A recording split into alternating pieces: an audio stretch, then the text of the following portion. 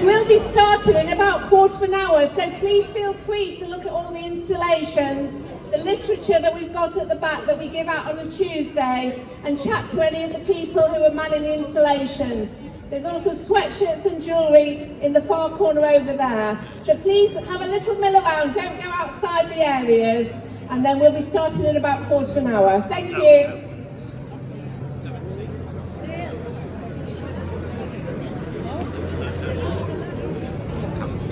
Ladies and gentlemen,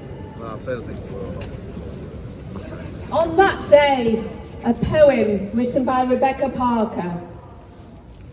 World, I present to you an atrocious and gruesome case of evil, depraved inhumanity, torture, beheading and violent rape.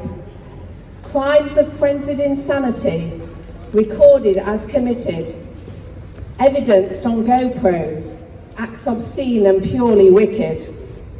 Horror, arson, mutilation, whole families burned alive, mothers clutching babies, smothered to survive. Homes destroyed, ashes left, beyond all recognition. Few survivors hidden away, entire abolition. Livestock perished, earth on fire, devastated agriculture. Overseas angels there to work, murdered by this deadly vulture. Cast your mind now to the desert, picture a blissful, euphoric rise of a burning orange sunshine ascending in the sky. Music, life, elation, celebrating love, dance, peace and unity, then boom from up above. A massacre at a festival, rockets drop like hail from the sky, running in desperation, hysterically trying to hide. Laying on the ground, acting as if dead, beside bodies of loved ones shot blank in the head. Some run into bullets, desperate to escape. The desert is vast and open, they endure more brutal rape. Roads are blocked, there's no way out, every direction is a void. Masked armed terrorists, raging at large, drug-fueled, overjoyed. Cars burnt out, pure souls inside, metal carcasses litter the roads. Blooded bodies, limbs blown off, taken in their load. Dragged by their hair, hours time back, a gunshot away from death. Chaos, bedlam, anarchy, any moment their last breath. Forced into Gaza, kidnapped and paraded, spat on, stamped on, lured at, barricaded and aided, degraded. Injured beyond imagination, the street they now ignite, sweet throwing celebrations, a perverse, unfathomable delight. World, I ask your verdict, how do you reply? They say, we don't believe your evidence, we think it's all a lie. We believe you're all complicit, we now wage our war on you. We'll target and destroy you, we'll turn on every single Jew. We'll march the streets, we'll spread the hate, we'll tear down hostage posters. We'll turn your world upside down, you'd wish you'd never host us. We'll deny your pain, we'll damage your goods, we'll graffiti on your doors. We'll turn you into the wicked ones, we'll be out in scores and scores. We'll rename it the resistance, we'll call it freedom fighting. We'll make you think you're going mad with off-the-scale gaslighting. We'll camp at universities, we'll call it the occupation. We'll damage the meaning of Zionist on every demonstration. We'll bombard social media, we'll infiltrate your lives. We'll threaten your very existence. We'll hope you don't survive. We'll turn the world against you. We'll make you the terrorist state. We'll turn your truth into lies. We'll make it legitimate. We'll shout you out of theatres. We'll damage synagogues. We'll intimidate you on the street. We'll change the dialogue. We'll fly the Palestinian flag. We'll engage in no discussion. We'll deface Jewish monuments, there'll be no repercussion. We'll circulate propaganda, We'll cover up our face. We'll wear terror-inspired headbands. We'll annihilate your race.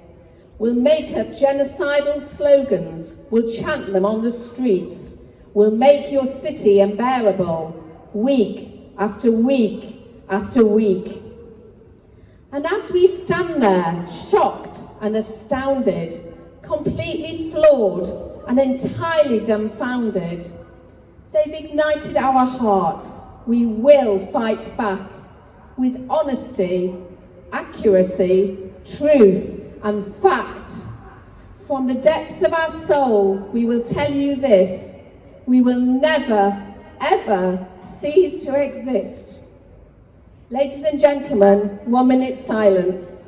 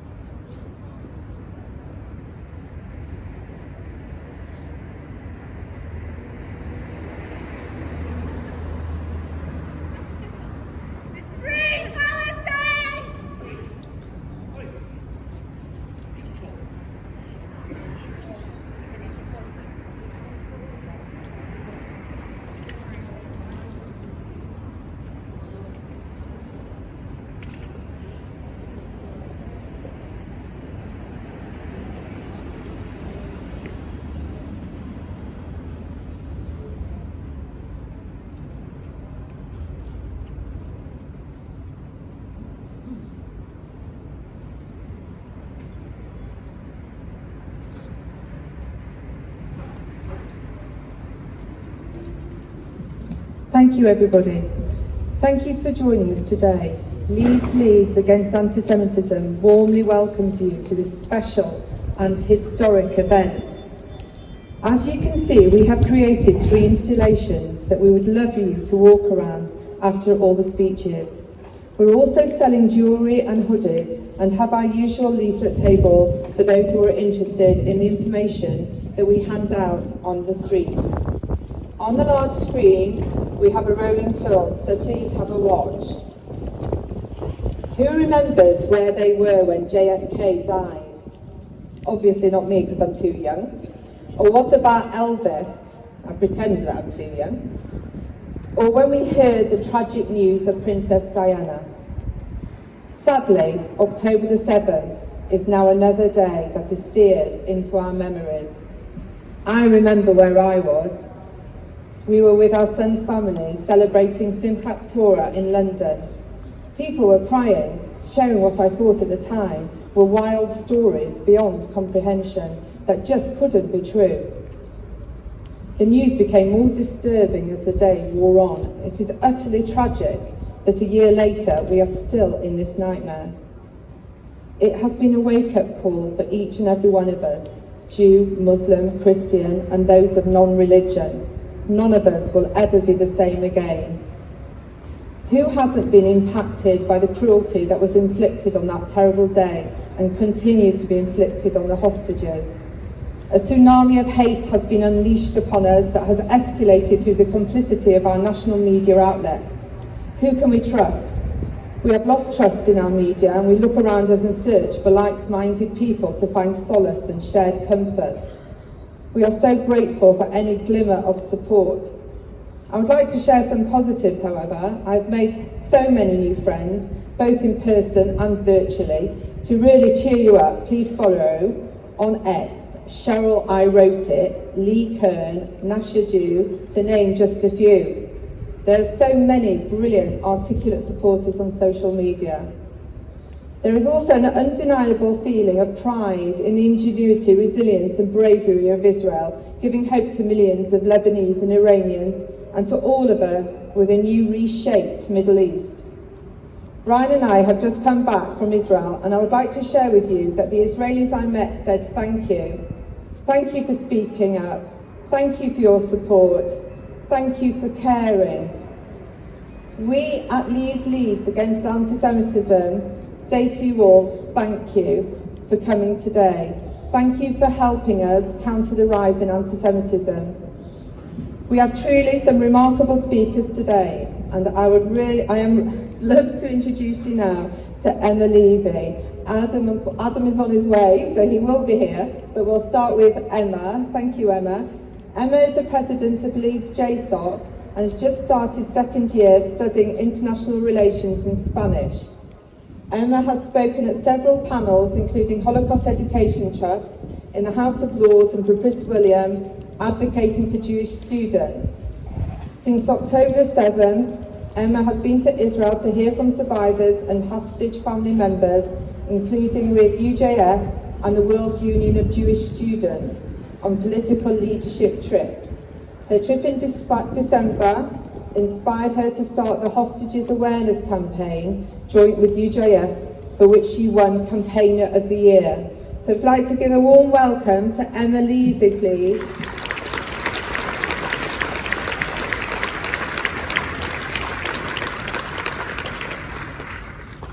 October the 7th was during my first week of university, a time that should have been filled with new friendships, parties, and uninhibited fun was instead shattered by a nightmare that continues to this day, 1 year later. I heard the devastating news when I was on the way to lunch on Simchat Torah. My heart dropped in fear.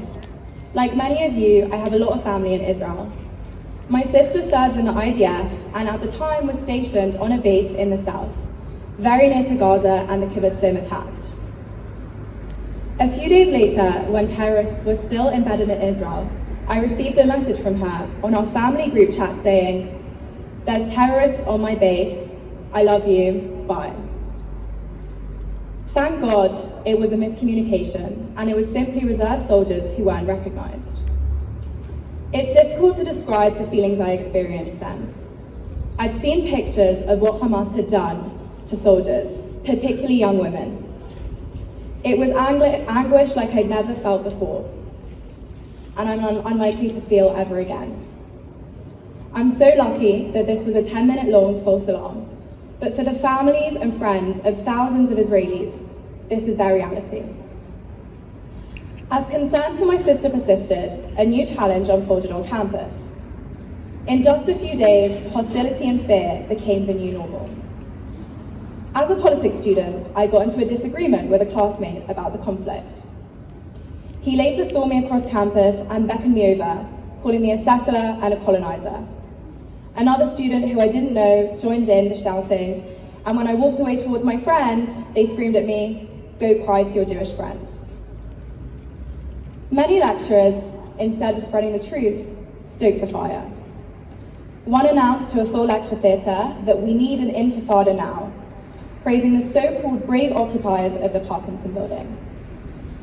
An emeritus professor leaked the address of Hillel, encouraging protests outside, likely leading to its vandalism a few days later. 7 months on, I'm really proud to say that this professor is facing punitive action and can no longer access his department or students in the university.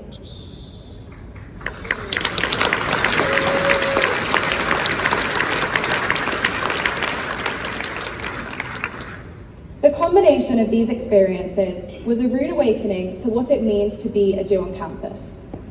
I had two options: either hide, keep quiet in my lectures and with my new friends about my true opinions and identity, or I'd speak up, use this as an opportunity to educate and advocate for my people, but also for truth.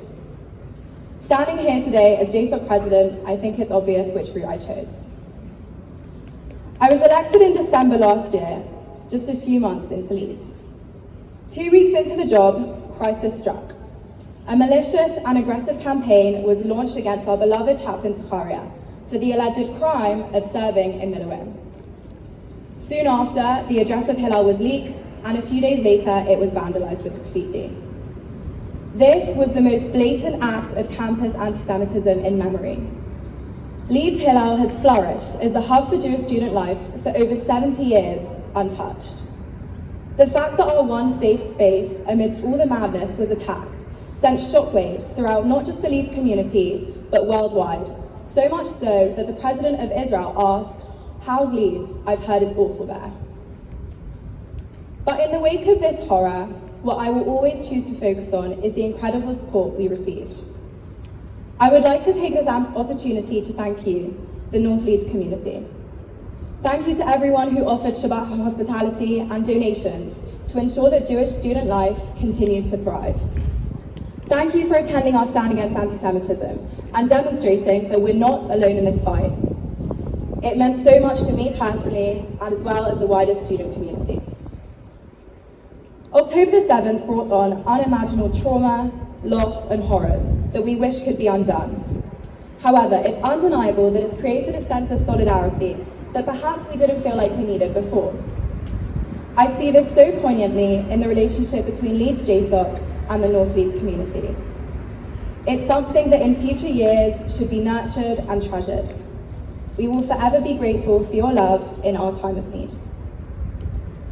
There have been several other examples of strength and solidarity that I would like to share. Hillel was vandalised on a Friday morning, and the next day at Shacharit on Shabbat morning, the shul was the most busy it has ever been in memory. We came together to celebrate my friend Oz's late bar mitzvah. The Monday after, we hosted a party with about 300 people crammed into Hillel, as planned, pre-vandalism, to prove to Jewish students that we will not let hate define us. We carry on. These examples are testament to the spirit of not only Jewish students in Leeds, but the Jewish people as a whole, unbreakable. We held a stand against anti-Semitism weeks after the vandalism that many of you attended. Around 300 people gathered in the centre of campus, making a bold statement that we will not give in to intimidation. It was dignified, peaceful, and brave. But most importantly, it served as a reminder to both ourselves and the outside world that Jewish students are here. We matter, and we're not going anywhere. Gone are the days where Jews keep their heads down, trying not to be noticed. Whilst this isn't the university experience I ever imagined for myself, I have found advocating for my people the most rewarding path I could ever have chosen.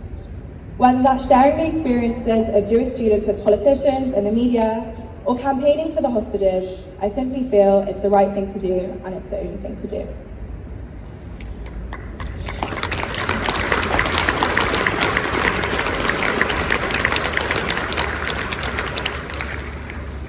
Despite everything this year, we have the highest influx of freshers that anyone can remember.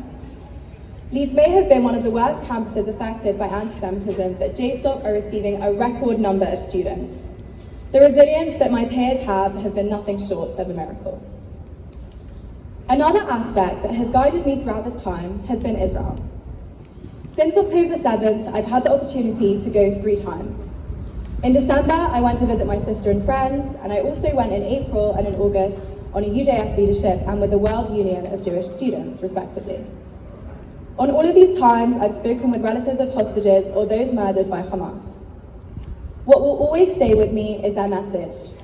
Keep fighting for the hostages, for Israel, for truth, and for justice.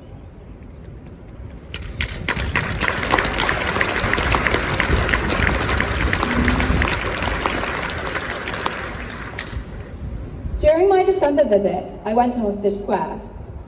Wandering around, I stumbled across an American delegation who were hearing from Omer Shemtov's parents.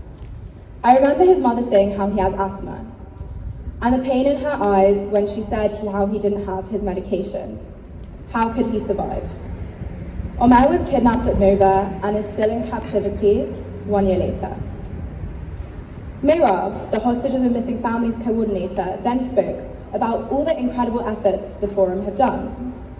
Within hours of October the 7th, Israelis from all over the country mobilized with a singular mission of getting the hostages home.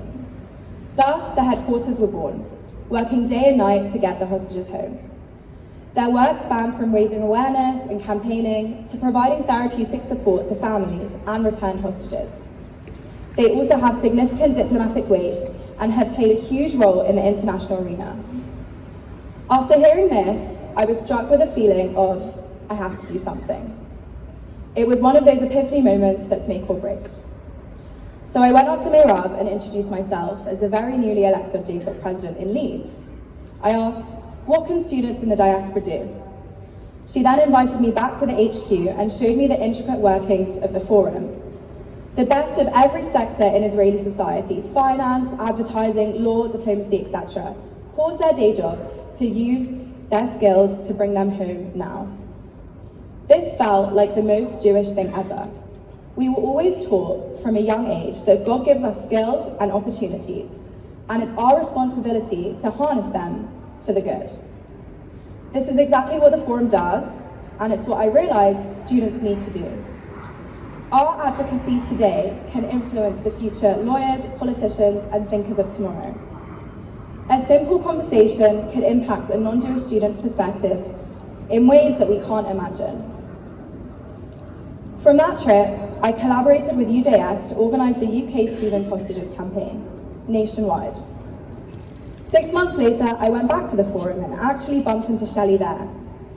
When I shared what had been done on campus, such as the challah bake for the hostages across 20 different campuses, or the money we raised, it meant so much to them, more than we could ever imagine. They always ask that we share their stories, so I'm taking the opportunity to do so now. In April, I visited Kfar Aza and heard from Chen, who, thank God, was away on the 7th of October. We sat in her house and under the roof where terrorists shot from. Her best friend Shachar was killed, as well as her friend Avi, who saved her father's life on the 7th. She told us about her sister, who was with her children, trapped in her house for 12 hours, suffocating and terrified that at any minute, terrorists would come and kill her and her children. They were the lucky ones, they survived. On my most recent trip, I visited the Magen David Adom headquarters and heard from a first responder at the 7th of October. She played the recording of a 7-year-old boy from Kibbutz Be'eri, calling her, explaining, "My parents and younger sister have just been murdered in the kitchen. I'm now hiding in the wardrobe. What do I do?" It's our duty to share stories like these because they're not stories. They're a reality. As hard as this year has been in Leeds, we can't forget that it's simply a microcosm for what's happening there in Israel. My message to every one of you is that we need to be resilient and continue advocating because we're the lucky ones who can. Thank you.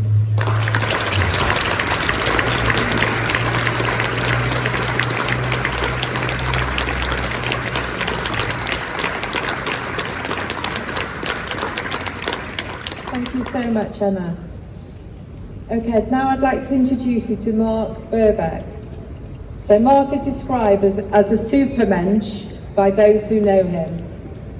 Mark Burbeck and a number of concerned individuals founded Our Fight in the shadow of 7/10 pogrom. They were shocked at the lack of empathy for Jews and Israelis in the days and weeks that followed 7/10 and realised a new organisation was needed. One aimed at convincing non-Jews that anti-Semitism is the most significant issue of our time. In the years since 7/10, the campaign has organised protests and counter-protests, challenging boycotts, arms embargoes, curbs on free speech, and amnesia around the role of Hamas. Mark has spoken about the work of the campaign on the Institute of Ideas podcast, Andrew Doyle's Free Speech Nation, Andrew Gold's Heretics podcast, Spike's Last Orders, Ben Kentish on LBC, and NTD. He has also written on some of these issues for Spike. So welcome, Mark.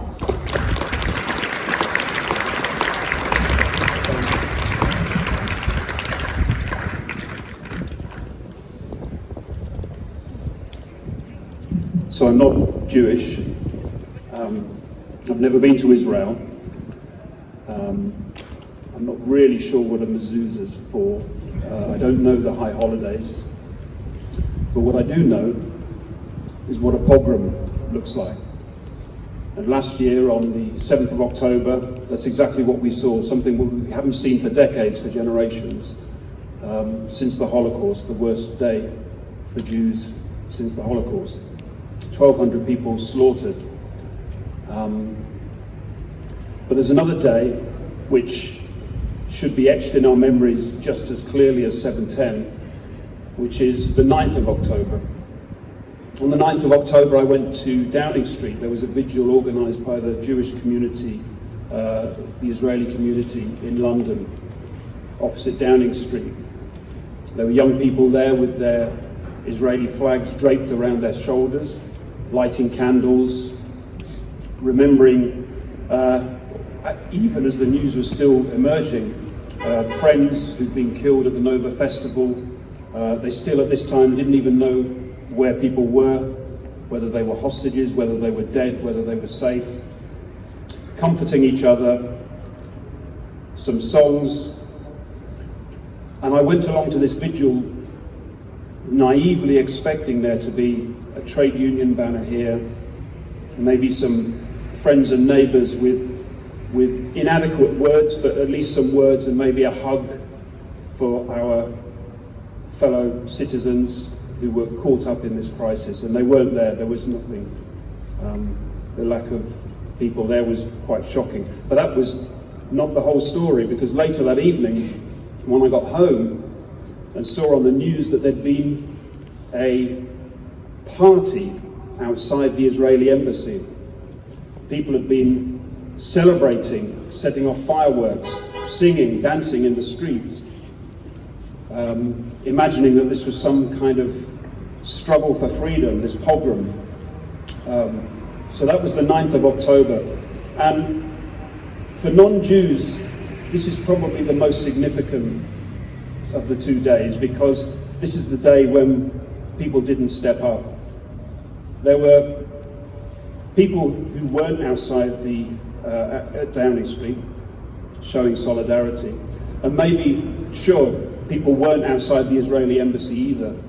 But the thing is that if your voice isn't being heard, then the only voice that's being heard is the marches through London. The only voice being heard is the cheering and the singing outside the Israeli embassy. The only voices being heard are the trade unions who are calling for embargoes on Israel, or the students who are banning speakers from appearing, or even our ridiculous Prime Minister with his pathetic essay today showing completely inadequate solidarity. Or even David Lammy, who had the gall to speak at that first vigil on the 9th of October, and then now leads the charge in trying to isolate Israel and present it as a pariah. So I say to people who are not Jewish, if you don't speak up, then these are the people who are speaking for you. There's no point. The silent majority, there's no point in being in the silent majority, because it's the loud and the vocal who speak for you. And we hear a lot at the moment about this being a civilizational struggle, and it is. And people talk about civilization versus barbarism. And often what people are picturing is the barbarism of the grenade being thrown into the bomb shelter, into the shelter, or the rapes and the burnings at the Nova Festival. And it's true, that is barbarism. But the barbarism here that we see is the barbarism of posters, hostage posters being ripped down off walls, or a young woman shouting "Free Palestine" in the middle of a minute's silence for the dead of Nova. That's barbarism. That's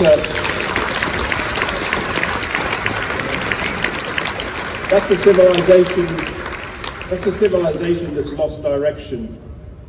And so, over the last year, I've been embarrassed. A number of people who've said to me, "Thank you for setting up our fight. Thank you to my friends and colleagues who joined and set the campaign up."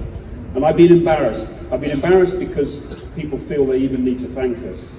I've been embarrassed that there are so few of us, and I apologize for that, and I'm doing what I can.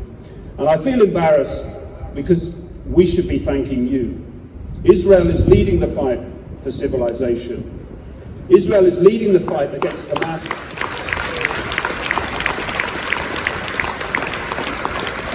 Israel leads the fight against Hezbollah, against the IRGC, and they're being presented as a pariah for doing so.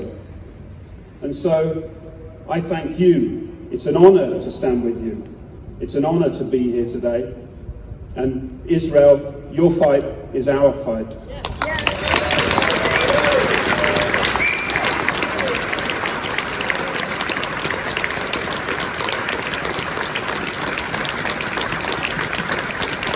Thank you so much, Mark. That was amazing.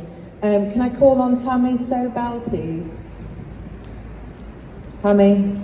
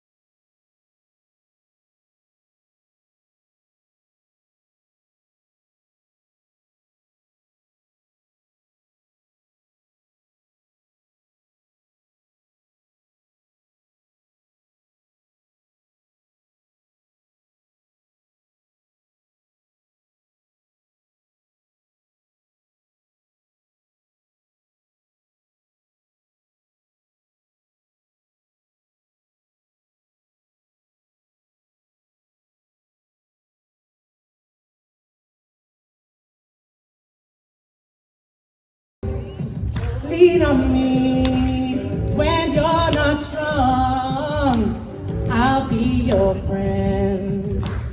I'll help you carry on, for it won't be long.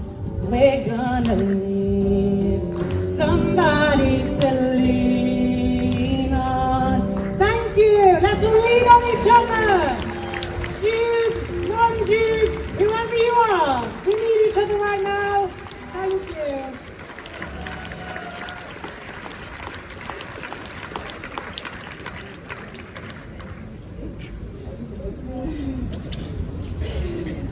I'm delighted that Adam's made it. Thank you, Tammy, first of all. Well done, Tammy.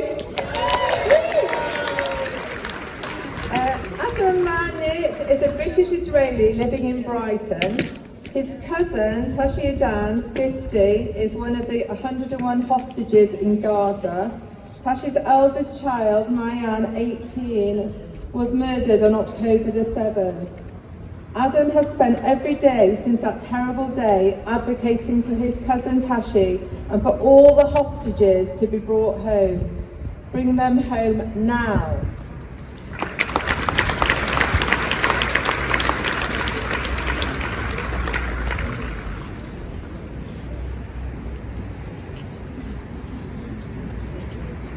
Shalom Leeds.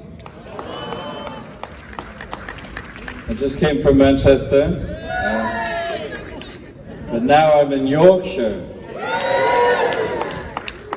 God's own country. I am British Israeli, I promise you, even though my accent doesn't quite convince. I really want to thank you, first of all, for having me here, but also thank you for coming out. I am a hostage family, one of 101 families, still doing everything we can to bring our loved ones home. And I gotta tell you, it's been a long year. I didn't think I'd be here a year later, still campaigning for my cousin, Tzachi. I didn't think that it would take 365 days to bring him home.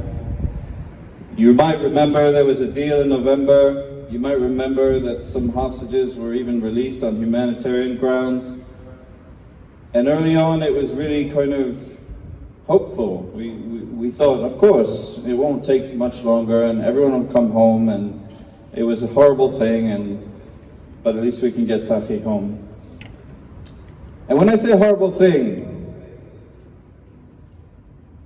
a year ago tomorrow, 6:29 a.m., the rocket sirens blared in Nahal Oz, where my family live, near the Gaza border. Thousands of rockets flying, the children sleeping in the bomb shelter. As is common in the area, you don't have the Iron Dome to protect you because it's too close to Gaza. It's too difficult for the Iron Dome to lock on and take out rockets. The only safety you have is a bomb shelter. And so many families have their children sleep in the shelter as security. And so when they heard the rocket sirens, as is quite normal in those areas, they rushed into the bomb shelter with the children. My cousin Tzachi, his wife Gali, and his 3 children, Mayan, Yael, and Shachar. They have 4 children, the 4th was in Tel Aviv, fortunately. They realized quite soon that it wasn't just rockets. First of all, they heard gunfire. Then they saw in the WhatsApp group for the community, a community of only 400, that there was an intrusion.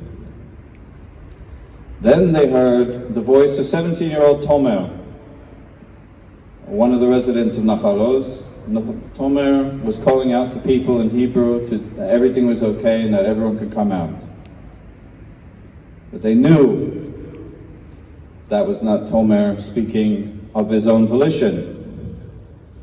They knew that he was speaking under duress. What happened was Hamas had taken Tomer, shot his stepfather in the leg, and forced him at gunpoint to go house to house hunting for all the remaining hiding residents of Nahal Oz. Eventually, when they were done with Tomer, they would murder him, 17-year-old boy. My family heard Tomer's voice and they didn't come out. They stayed in the bomb shelter, but of course these are bomb shelters, they're not designed for intrusion. So Tzachi, my cousin, barred the door to protect his family. Mayan, his eldest, had just turned 18 years old. The balloons from her party were still up in the house. Only a few days before, she had celebrated with her family the first flushes of adulthood. Perhaps feeling a newfound sense of responsibility as a young woman, as a young adult, Mayan helped her father Tzachi bar the door. Eventually, the terrorists gave up the ruse of trying to get Tomer to lure them out and shouted in Arabic and English that they should come out. They didn't. They hid in the shelter, but the terrorists knew they were there. And they fired into the door and they shot Mayan in the head. At first, Tzachi didn't know what happened. It was dark, lights were off. The terrorists gained entry to the shelter. They opened the door and the light shone, and Tzachi saw his firstborn lying dead on the floor, her blood spilling out onto the tiles. Tzachi desperately tried to save her. He desperately tried to resuscitate her, but it was to no avail. It was a killing blow. Meanwhile, the terrorists had taken the rest of the family out, forced them to sit in the sitting room, grabbed Gali, Mayan's mother, Tzachi's wife's phone, forced her to unlock it, and then live streamed the family's horror as they just process what just happened. The clip from that live stream became one of the first clips that was circulated around on social media on that horrible day. You might recall the two children and Gali protecting them fiercely, like a lioness. Shachar crying, 9-year-old boy. Yael trying to soothe him, but crying. Terrorists concerned that they were still showing their position, tried to get the children to be quiet, tried to tell them to shut up. The children couldn't shut up, they'd just lost their eldest sister. And Yael bravely spoke to them in English and explained that they had just killed their sister, and that's why Shachar was crying so much and couldn't stop. And then the terrorists responded to her in English, "Don't worry, she's with your God now."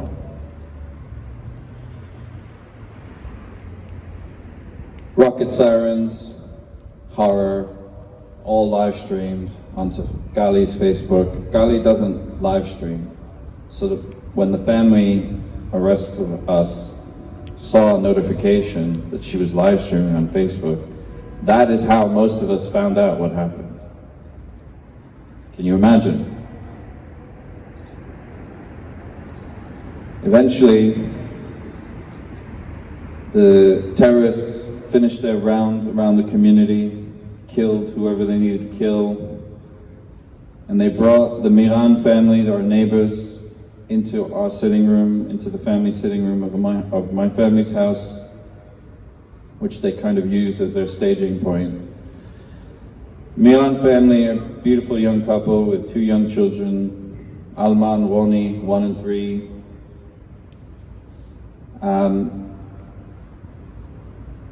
Eventually, sensing that the IDF were on approach, the terrorists retreated back to Gaza. They took some insurance with them. They took Omri, and they took Tzachi. Barefoot, Tzachi still with the blood of his firstborn all over him, staining his clothes, his legs, his arms, complete shock. Frog marched him to Gaza.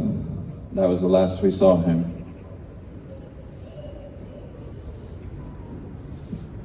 The last time we ever saw any news of Tzachi was when Hamas sent us a video of him on their Telegram channel, where they said that he was dead, and they blamed it on Israel. They blamed it on Netanyahu. They did this with Omri too. And in the video you see both Tzachi, and then a few months later you see Omri, and they both look gaunt and skinny and pale and bleary-eyed and not well,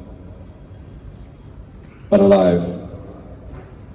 And so when we saw the video, it was a very bittersweet moment, because we knew what was happening and how horrific it was to see him paraded triumphantly in this kind of psychological terrorism by Hamas. But at the same time, we saw Tzachi alive. And we knew he was alive, and it was a bittersweet moment. They did this with many of the hostages. They treated it like a game show. They would say, are they alive? Are they dead? And they wouldn't answer the question. They would leave us to wonder.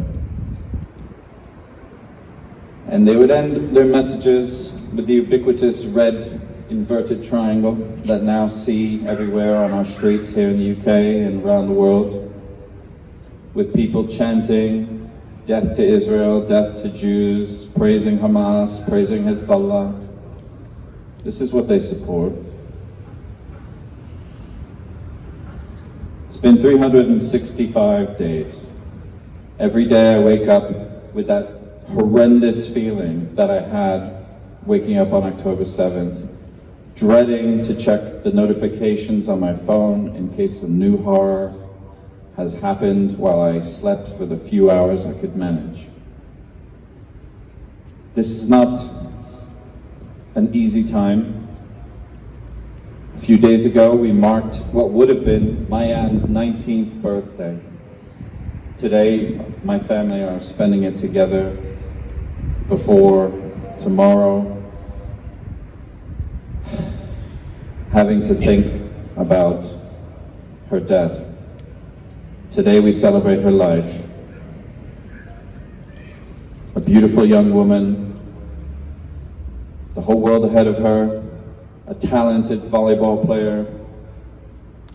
Her first romance, she was in love.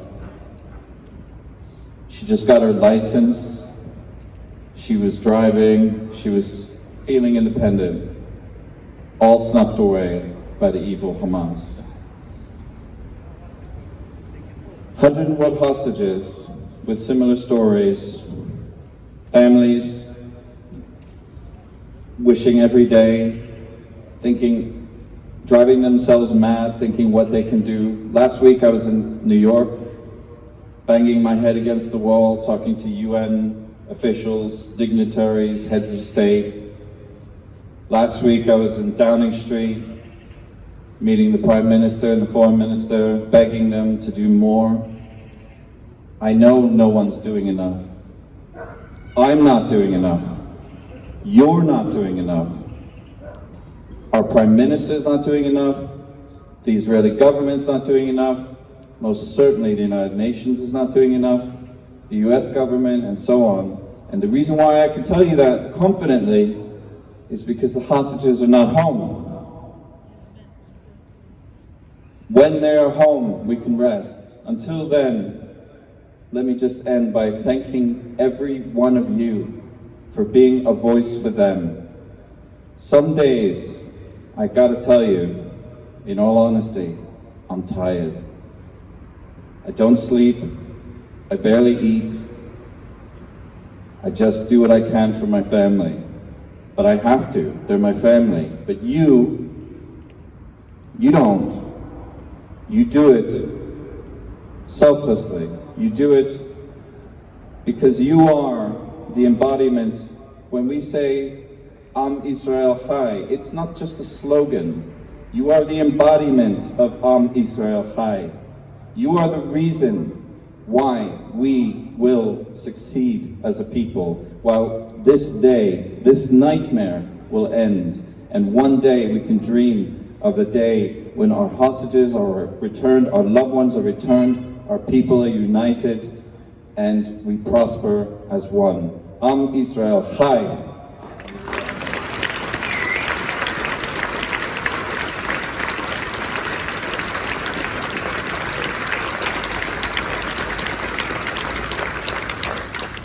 Thank you so much for everything you do. Please continue to be a voice for the hostages. Speak out, stand up, unafraid.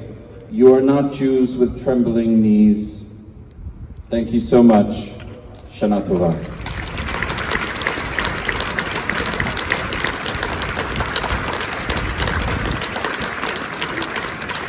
Thank you, Adam, from the heart. Our final speaker today is the very famous John Mann, who we are thrilled to welcome today. He's a very famous Leodensian, even. He's currently sitting in the House of Lords, a former Labour MP for Basildlaw. Is that right? Basildlaw.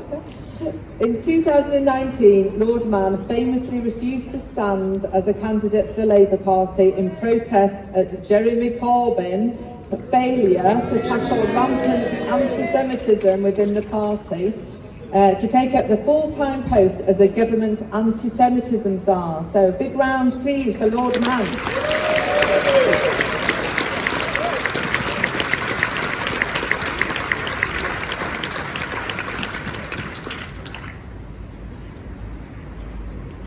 I'm no different to any of you. Just a grain of sand. A tough grain of sand. I've lasted 5 prime ministers now. But a single grain of sand. And you're all single grains of sand. But when you put the sand together, then you can create a beach. And if we want to stop a flood, we're always going to need to have a beach. And so what you've done by turning out today is as important as anything anyone has done anywhere today. Remembering, honouring, in anger, in frustration, in defiance. Thinking of the absurdity that anyone could want anything other than the immediate return of every single hostage now.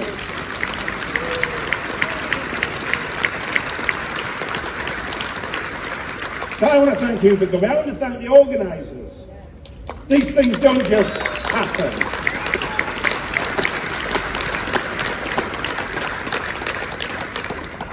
I want to thank the police.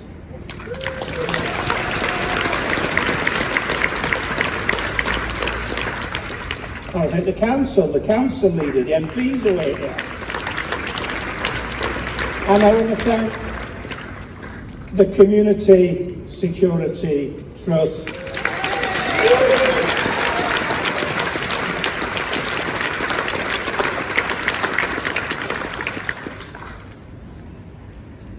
That's who I spoke to a year ago. At 8:32 in the morning, the Chief Executive, Mark Gardner, of the Community Security Trust. Because it was clear how immense and seismic the events that were only just unfolding were going to be. And sadly, we were right. But what we need to do, not you, we, what we need to do is to hold firm, is to stay strong, is to be clear on what we're saying on our messaging. That's defiance. And not to be distracted by anybody else. And I can assure you, spend an awful lot of my time dealing with extremists and how to counter extremists. A lot more than I could tell you in terms of what is happening and what will be happening and how, of what succeeded and what has failed and why. Time will come to go through that. Not now. But in dealing with that, in dealing with Iran ringing me up on, perhaps it's the press, on my personal mobile phone. In dealing with the kinds of things that CST have been so magnificent at stopping that you don't know about.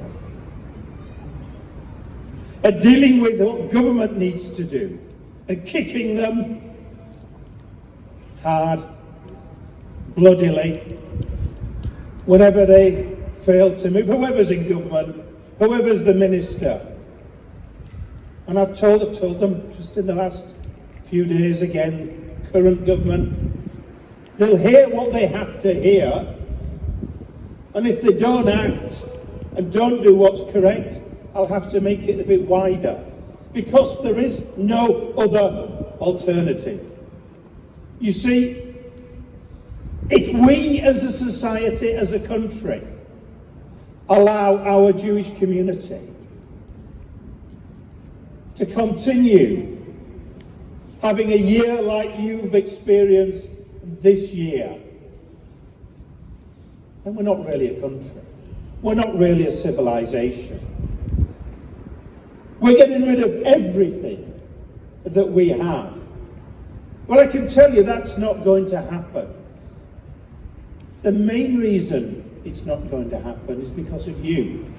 Because you're not going to allow it to happen. And I have a message of, I don't know if you call it hope, but let me tell you, the vast, overwhelming majority of people in this city, in this county, in this country are overwhelmingly behind you in this, for decency, for democracy, against extremism, for having every single hostage returned. And yet, we can bemoan that silent majority. But it's a silent majority on our side, not against us. And that, I think, is a vital message that everyone needs to understand, not least those in power. Because that is the vast consensus in this country. And let me tell you as well, you're not going to be deserted by those who've been standing with you. Whether they've been vocal enough, whether they've been effective enough.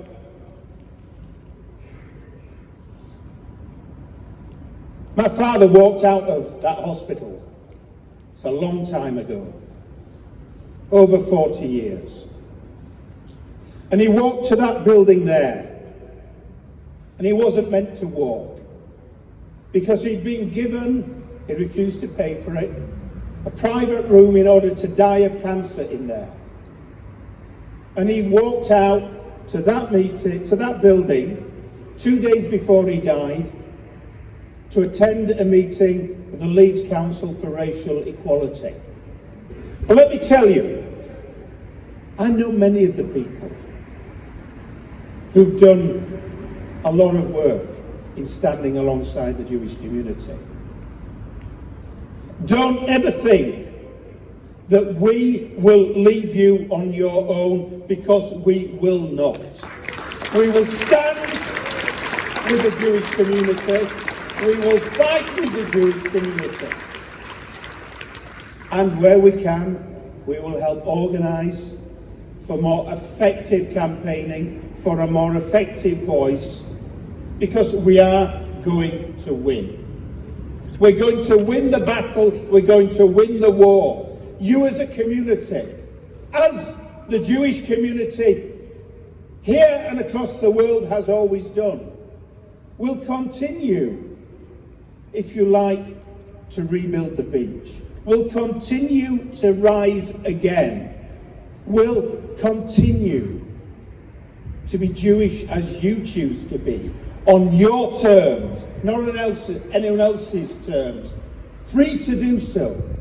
Free to be yourselves, free to be your community. And today, in this horrendously sad, appalling anniversary, let's just give that message out and keep it simple. And I end with 4 words, because it's all any of us need to say. Free the hostages now. Free the hostages now. Free the hostages now. Let everyone across this city, this county, this country, this world know. Free the hostages now. Free the hostages now. Free the hostages now. Free the hostages now. Thank you for what you're doing.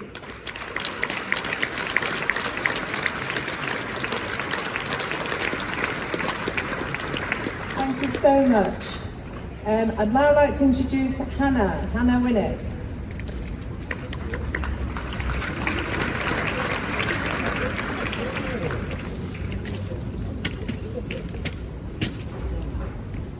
Six months ago, an anxious group of Jews from North Leeds took to the streets for the very first time as Leeds leads against anti-Semitism.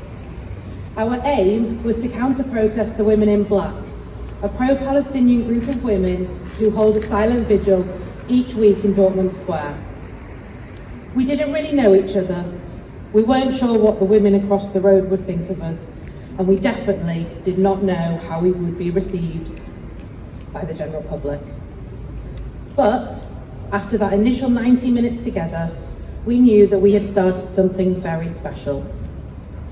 Now, every Tuesday, Leeds Leads Against Anti-Semitism has a presence in town. People know we're going to be there. They wait to talk to us, and some have even started joining us in our weekly actions. The aim of us being there is to talk to the public about the hostages still held in Gaza, about the ongoing situation in Israel, and to explain to them how the rising anti-Semitism in the UK and across the world is affecting our community. We hand out leaflets, as you've seen at the back, on all sorts of topics, from Israel and Gaza and the LGBTQ+ rights across the Middle East to anti-Semitism and the Holocaust. We talk about the current situation as it unfolds and have some really interesting conversations with people from all across the world. Of course, not every person we engage with is positive, but I think that about 85% of the general public are, which is a much larger number than we had ever thought. It's heartening to hear words of encouragement and support, to get thumbs up and even the odd hug, especially when we have felt like the whole world is against us.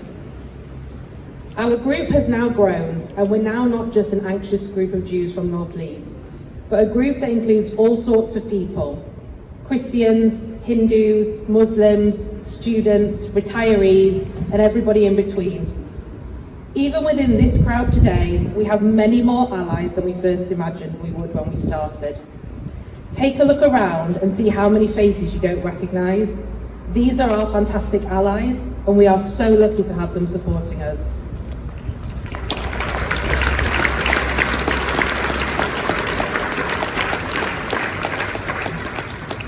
I know from my own experiences how cathartic these weekly sessions are, and how by 2 p.m. on a Tuesday afternoon I always feel much better. The weeks when I've not been able to attend have always felt much longer, and I'm always raring to go at the following session. We're hoping to restart our Sundays in the coming weeks, and we would love to have some new faces to add to our Leeds family. Now, I could stand here and talk about this all day, but I thought it would be better to hear from the volunteers themselves. So I would like to introduce to you Tess, Harun, Louisa and David to tell you a little bit about their experiences.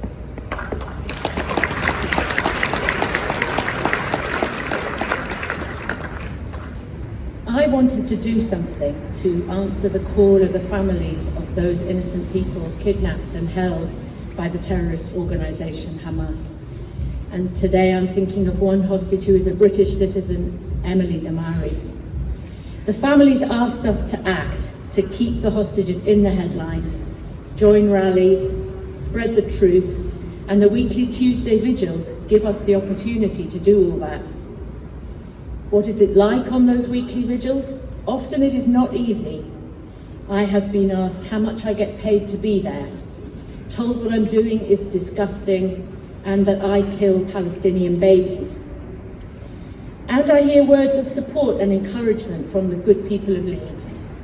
I have been told that more people than we might think do support Israel, urged to keep going, told that people are praying for the hostages, that they see what the Jewish community is facing and support us.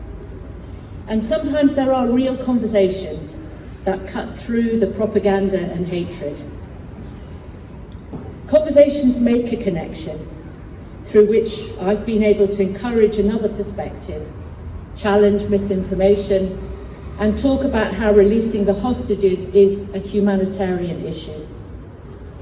The vigils are a small but positive action to take, and you can do it too. Please join us.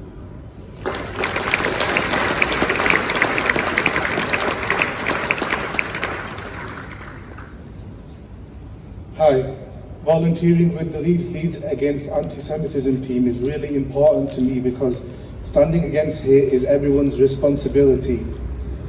The tragic events of October the 7th remind us of the devastating impact of anti-Semitism and hatred. It's a threat not only to the Jewish community but to the values of equality and respect that we all share. By coming together, we show that love and unity will always triumph over hate and division. Thank you.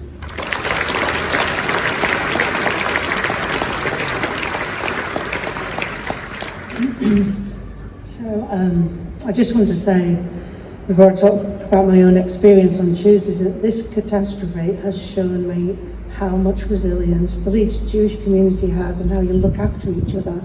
And I'm really proud to be your friend.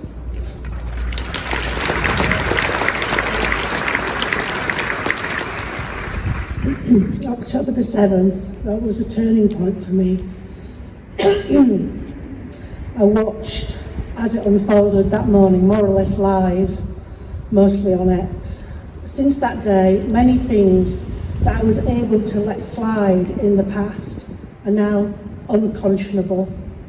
The many otherwise intelligent people that I admired, even loved, were eager to display what they see as their important pro-Palestinian activism at that catastrophic moment. They seemed to me like the worst kind of idiot. I got into a couple of arguments online and in real life. I don't think it made much difference to them, but it made a big difference to me. My friends and colleagues, it seemed, were without any capacity for insight, reason, reflection, or intelligence, and I have never felt so lost and so let down and so angry at my tribe. I've always been a part of the arty, left-wing community. That's because I've always worked in the arts. My whole life I've worked in the arts, and I have a strong social conscience, so I've leaned to the left. I fitted more or less.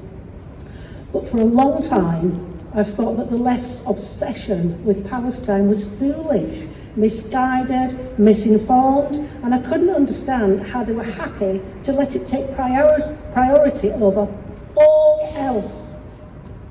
But I was happy at the time to disagree. That has completely changed during this conflict. Now I'm happy to tell anyone who will listen that the Western left, my people, are not only wrong but dangerous. I'm not Jewish, but thank you.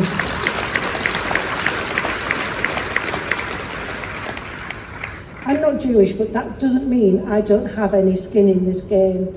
The whole world will be a safer place for all of us if more people will stand up against the many jihadi movements that are currently ruining the world for so many innocent people.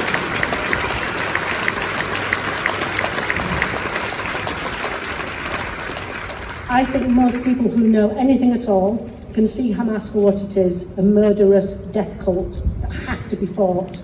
The same with Hezbollah and the Iranian regime. They are fascistic, they are genocidal, and the Western left have it backwards.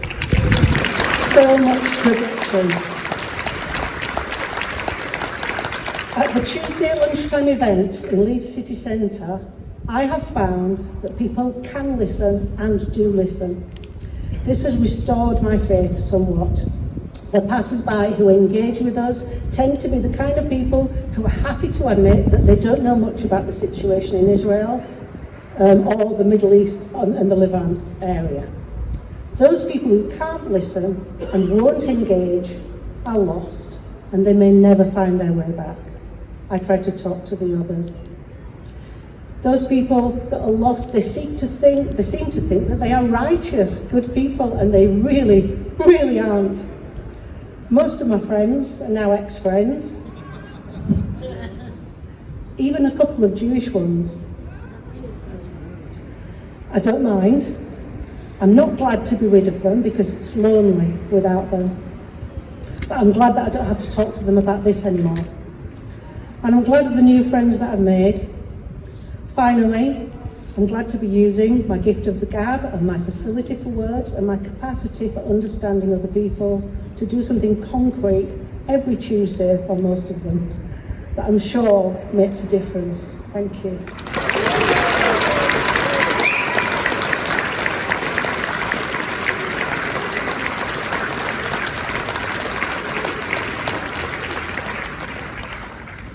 Good afternoon. Sometime in the early 70s, my late father sat me down and told me that he had something very, very important to talk to me about. He wanted to tell me about 2 occasions in his life that made a huge difference and that I needed to know about them.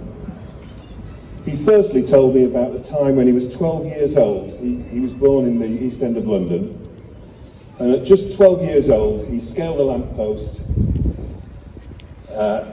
in Cable Street where he lived, and he was protesting against Mosley and his fascist black shirts.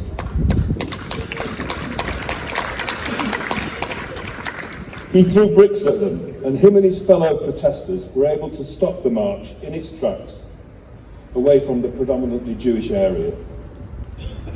Secondly, he recalled at the age of 22 fighting his way through France and finally into Germany with his unit, where they were one of the first to reach the concentration camp at Bergen-Belsen. After describing the horrors that he saw, he went on to say he hoped that I would never have to stand up and be counted as he had to, but he knew that God forbid if I had to, I most certainly would. So, following the unforgettable atrocities of October the 7th, and then in the ensuing British and worldwide anti-Semitic reaction to that, including within my city of Leeds, I have no hesitation in joining Leeds against anti-Semitism.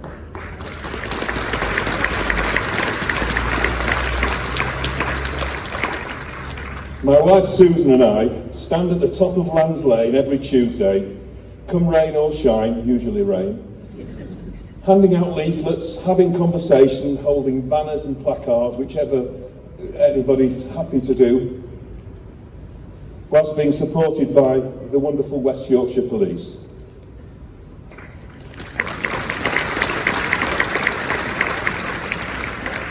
These actions that we take are very good, not just for the community, but for our own personal mental health and feeling of well-being, because in a virtually impossible situation, we are doing something positive to fight the anti-Semitic narrative.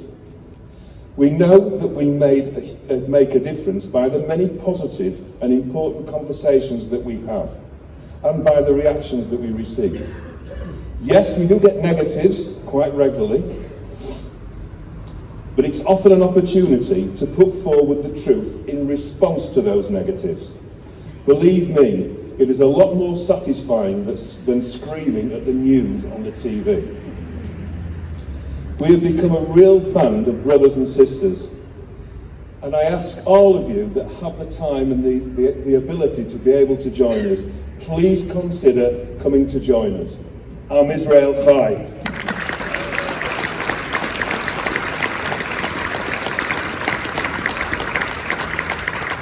Thank you, everybody. So you see that we have a selection of our volunteers who have come up here, so I'd like to give them a round of applause, thanking them very much. We have Molly the dog. Finally, I'd like to introduce Marshall, who's going to finish off the proceedings.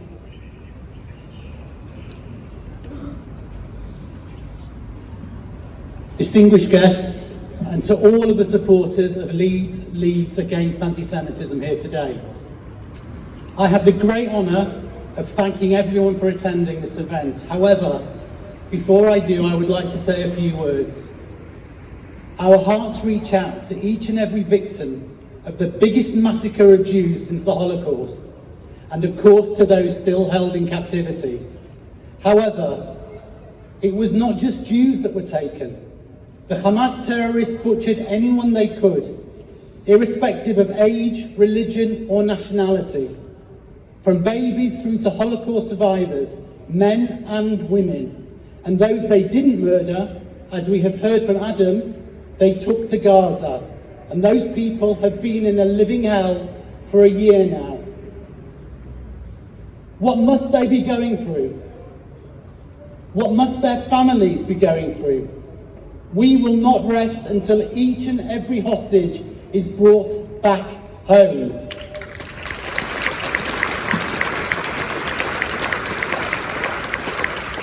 October the 7th impacted on each and every one of us in different ways.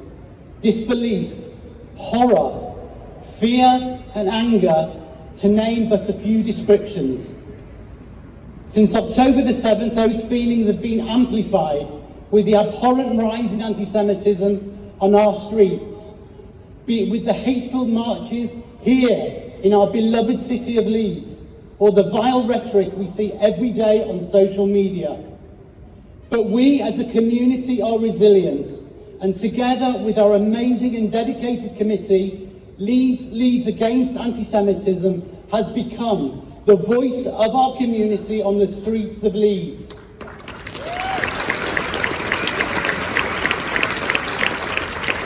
Thank you to each and every volunteer that has stood with us on our Tuesday vigils, who has marched through Leeds with us, and who is here today.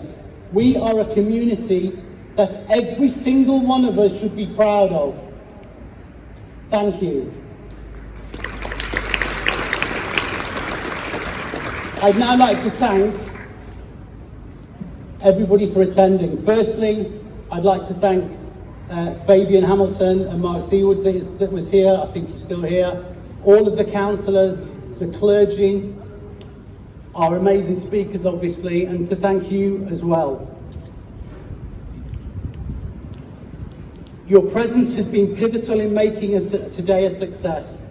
So on behalf of everybody at LLAA, thank you from the bottom of our hearts. We must also take a moment to thank so many of our unsung heroes. Debbie, Jane and I would not be able to do what we do without half of what we do, without the outstanding support and dedication of our committee. Could we please have a round of applause for Hannah, Ruth, Ben, Alyssa, Zoe, Simon, Tess and Guilherme. Your dedication and commitment is simply amazing. Thank you. We'd also like to thank Steve Bootle and Balloonatics for their help today as well. We also need to thank those that have supported us financially. This would not have been possible without your amazing support. You know who you are, and we respect your wishes to stay anonymous. In the words of Mark Twain, kindness is a language which the deaf can hear and the blind can see. Thank you.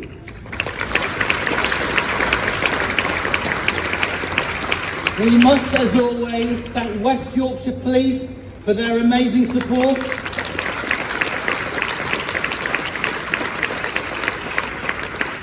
And of course, CST for helping make us feel so safe today. CST are an integral part of the community, and now more than ever, we appreciate their amazing work. Ladies and gentlemen, before we close today's proceedings, we would like to invite you to stay behind us, as mentioned earlier, to visit the installations, take photographs, and remember the hoodies and some jewellery for sale as well at the bottom end of the square. If anybody can stay behind at the end to help us clear up, it would be amazing. We would really appreciate it.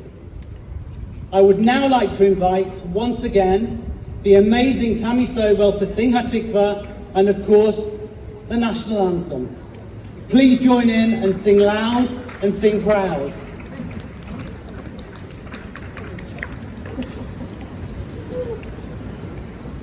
I'm going to sing the Hatikva and then I'm going to read the English translation because I think it's very important to understand what it's all about.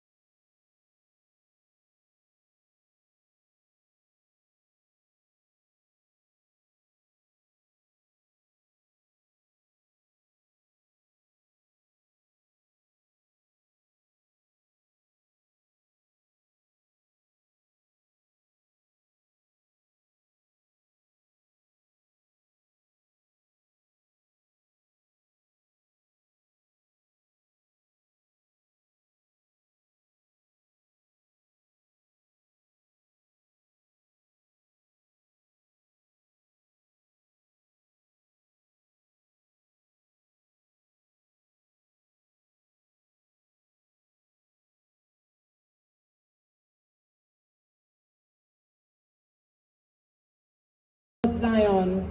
Our hope is not yet lost. The hope that is 2,000 years old, to be a free nation in our land, the land of Zion, Jerusalem. Thank you.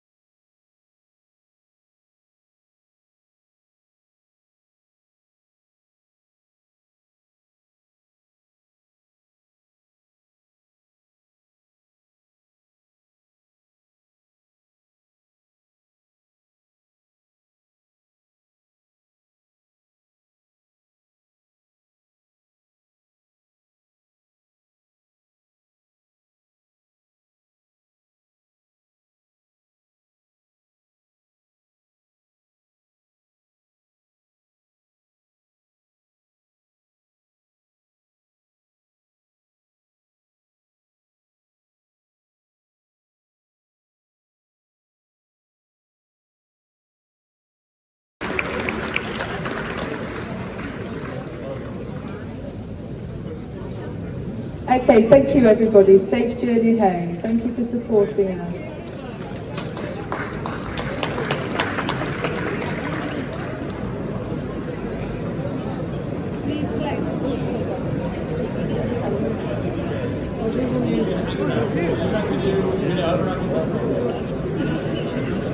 Debbie.